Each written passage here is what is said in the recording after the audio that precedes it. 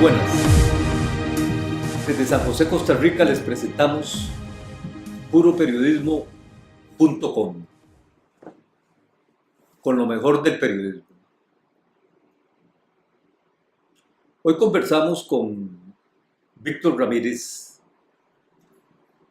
un hombre de una larga trayectoria en la vida pública del país, de honda trayectoria en la vida cultural del país y sin duda de una participación plena en la vida pública y política del país. Conversamos con Víctor Ramírez sobre el momento de la democracia en Costa Rica,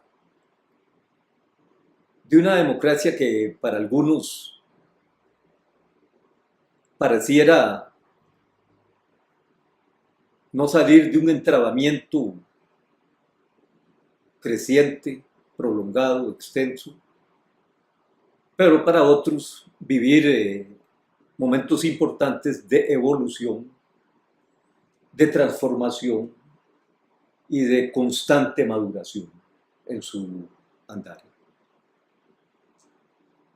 Buenas, Víctor. Un placer, Edgar, tenerte aquí en mi oficina. Esta es tu casa. Muchas gracias por atendernos, Víctor. ¿Cuáles son los desafíos para los partidos políticos en Costa Rica hoy para tratar de mantener cierta lealtad o vigencia? ¿Cuáles crees vos que son los desafíos inmediatos para los partidos políticos en el país? Los desafíos siempre serán, Edgar. Digamos, tal vez quitemos la palabra siempre porque ahora matizo eso, pero en principio, ¿qué es lo que la historia, el estudio de la historia, los 1500 años nos dicen en general de todo el proceso cultural y político? ¿A quiénes les fue mejor y a quiénes les fue peor? Les fue mejor a los que hicieron las cosas con más honestidad, con más seriedad, con más respeto a la libertad y a la justicia, con más respeto al principio de legalidad, el respeto a la ley. Eso es lo que les fue mejor. Y ahí está la historia entera. Es que la historia en eso es deliciosa. Es decir, por eso cuando pongo el ejemplo de la implosión de la Unión Soviética, ¿por qué implosiona? Pero igual nos podemos ir a un Somoza, o a un Pinochet, o a un Franco, o a un Ortega, o a un Chávez, para decir, bueno, ¿por qué es que al final unas personas, partidos, doctrinas, principios tienen más vigencia y otros fracasan? Bueno, aquellos que vivían en el mundo del espíritu, y el mundo del espíritu en este caso son las grandes palabras de la vida política, que son 6 o 7 desde hace 3000 años. Son libertad, son democracia, son igualdad, son justicia, son honestidad, son rendición de cuentas. Digo, ¿cuál es entonces ese reto? Es que actúen así, pero no va a ser con eslogans, ni con plazas públicas, ni con banderitas, ni con jingles, así como en el pasado. No va a ser así. Demuéstreme con hechos que usted es una persona distinta. Demuéstreme con hechos. Usted me puede poner un anuncio 1000 veces, que eso no me demuestra nada. Me puede hacer reuniones de plaza pública, que eso no va a tener ninguna importancia. Vos y yo vivimos eso. En el último proceso electoral y en los últimos, las plazas públicas ya virtualmente desaparecieron. Eran formas primitivas de hacer política, estoy totalmente convencido, absolutamente primitivas. Demuéstreme con qué tipo de hechos, Víctor.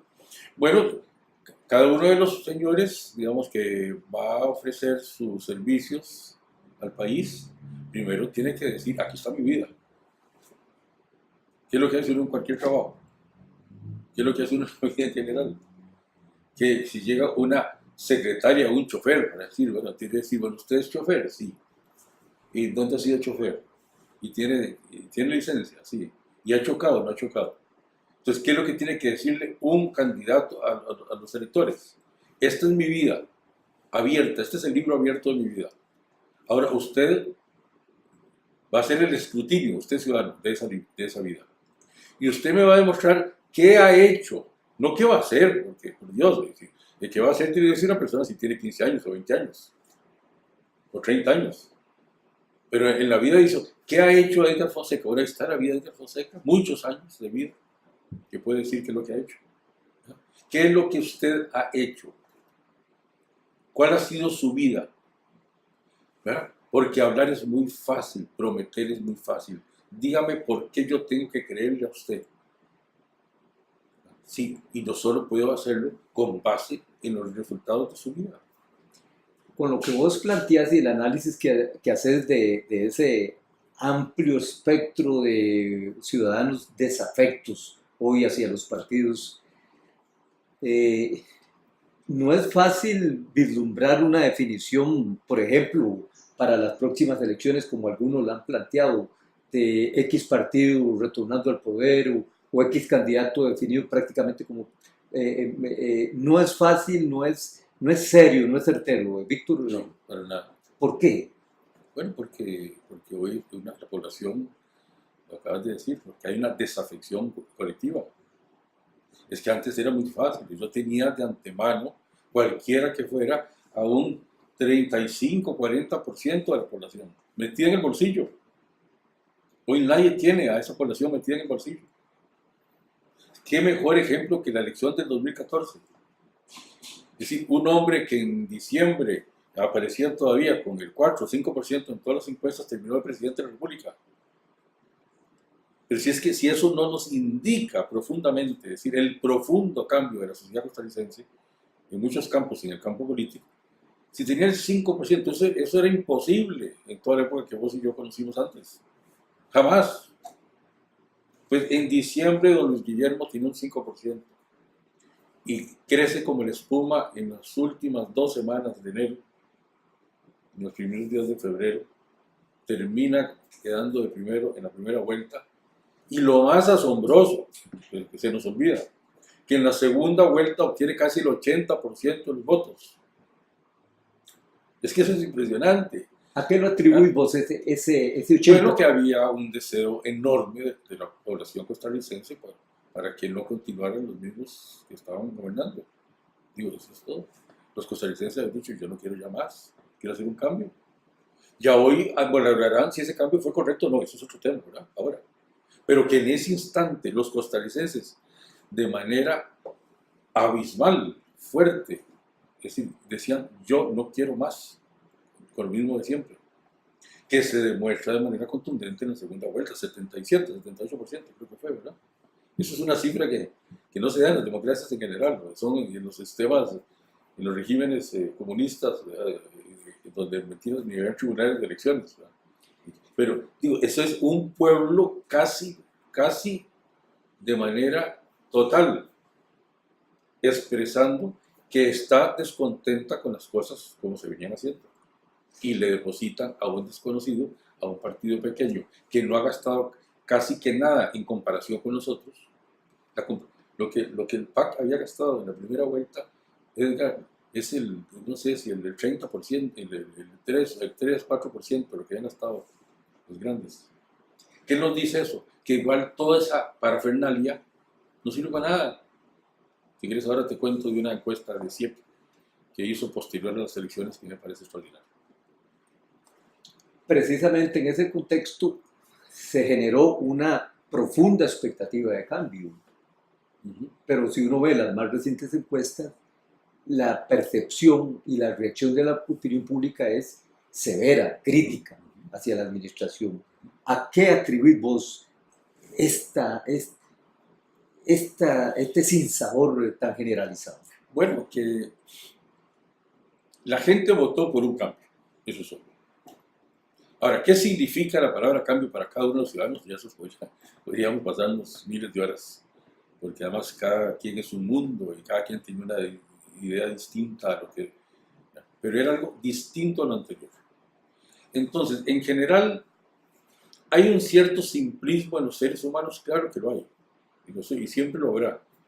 ¿No? Pues, ni son filósofos, ni tienen por qué serlo, ni ser ni grandes analistas, ni además viven en otros mundos distintos a la vida política.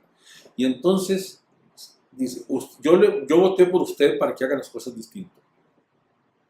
Si usted no las hace en la dimensión en lo que yo creo que tenía que haberlas hecho, yo lo critico acerbamente. Eso es un poco lo que le ha ocurrido a este gobierno. Me dicen, gente seria, relacionada con encuestas, que ese declive, digamos, en que ha vivido el gobierno de estar con 1.3 millones de votos en la segunda vuelta, es decir, casi que era toteleros costarricenses le dieron el visto bueno, y comienza un declive durante los primeros, segundo año, muy fuerte, muy crítico. Era casi de buen tono hablar mal del gobierno y decir que no respondió a las expectativas de la gente. Me dice gente que hay un repunte, ¿no? ¿Qué tan fuerte? No lo sé, no lo sé. Yo lo siento que lo existe, no significa por eso que vaya a salir muy bien, ¿no? Eso habrá que verlo. Pero es natural, Edgar, de nuevo, es un ciudadano muy escéptico, con el cual casi será imposible que nadie quede bien. Porque además los problemas de la sociedad, como la nuestra, o cualquier casi sociedad, muchos son honestamente imposibles de solucionar. ¿Ah? Lo que ocurre es que todo político tiene que mentir. Se llame Donald Trump o se llame el que sea. Y si uno agarra casi que los programas de gobierno de cualquier político del mundo, lo que hace es hacer creer una y otra vez que él sí va a resolver los problemas de la sociedad, algunos de los cuales son de tal magnitud estructural, es decir, que ni el Espíritu Santo que baja del cielo los arregla. Es decir, ¿quién va a arreglar el problema del tránsito en este país? Digo, en sentido ya profundo. Es nadie. Usted puede crear hasta un metro maravilloso, pero nuestras carreteras son del tamaño que son, nuestras montañas son del tamaño que son, nuestras ciudades son con las callecitas que tenemos, ¿verdad? Y el número de carros son los que son. Y nosotros tendríamos que acostumbrarnos, como muchas sociedades, a tener ese problema. Sería mentirle a la sociedad hacerle creer que alguien va a venir así a solucionarle el problema del tránsito para decir solo eso, ¿verdad? O que la miseria que lleva 30 o 40 años de estar en el 20%, usted la va a poner en el 10%. ¿Verdad? Bueno, eso. Es decir, ¿terminarán todos los políticos prometiendo esas cosas? Sí, como todos. Pero muchas de esas son imposibles de solucionar. Pero con un ciudadano, con un votante tan escéptico, a estas alturas en que estamos conversando, enero 2017, es difícil vislumbrar una definición clara en el panorama político para Costa Rica para los próximos 4 años. Así, claro. ¿Por qué? Bueno, porque hoy en un alto porcentaje, Edgar, mi cálculo es que por lo menos el 60% de los costarricenses no posee partido político, no tiene afiliación política, no tiene simpatía política. Quiere decir que todos los demás, todos los partidos, todos, tienen el 40% de los votos. Se está repartiendo el 40%. Y porque entonces, si ya ese joven, pongamos, para hacerlo más claro, a ese millennial, ese muchachito de 20 años, para el cual todas las referencias políticas que nosotros conocimos del todo no existen. Con el 48, cero referencia. Figueres, la palabra Figueres o los apellidos Figueres y Calderón no existen para él. Del todo no existen. Y no tiene ninguna adhesión emocional ni mental hacia ningún partido político.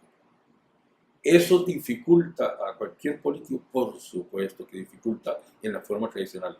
A mí me gusta mucho, sí, tal vez soy minoría en este mundo, me gusta mucho, porque los obliga a ser mejores, los obliga un caldo de cultivo crítico, escéptico, independiente, es decir, obliga mucho más a comportarse mejor a cualquier político y a cualquier gobernante.